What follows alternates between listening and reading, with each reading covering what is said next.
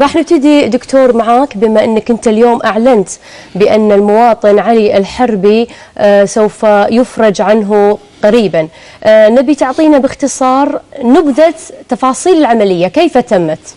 نعم، بسم الله الرحمن الرحيم. في البداية أود أن أتقدم باسم الشعب الكويتي عامة وباسم أسرة علي الحربي بشكل خاص، نعم، من صاحب السمو الأمير الشيخ صباح الأحمد الجابر على جهوده التي تكللت بالإفراج عن السجين علي الحربي. نعم.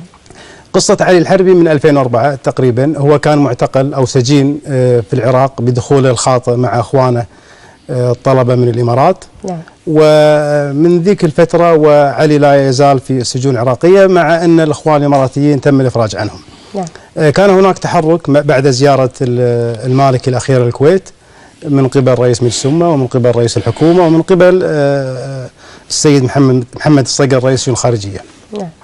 تكللت هذه الجهود، وكذلك يعني لا أنسى الدور الكبير اللي قام فيه معالي وزير الخارجية والأخ وكيل وزارة الخارجية وسفير الكويت في العراق السيد علي المؤمن، وسفير الكويت وسفير العراق في الكويت السيد بحر العلوم، من جهود جبارة لإطلاق سراح السجين علي الحربي. نعم. اللي راح يوصل إن شاء الله على طيارة الساعة 2:30 فجر اليوم. وعائلة الحربي تلقت هذا الخبر؟ نعم، عائلة الحربي تلقت هذا الخبر، وسوف تكون باستقبال ان شاء الله في مطار الكويت. في ترتيبات معينه لاستقبال الحربي؟ نعم، راح في ترتيبات.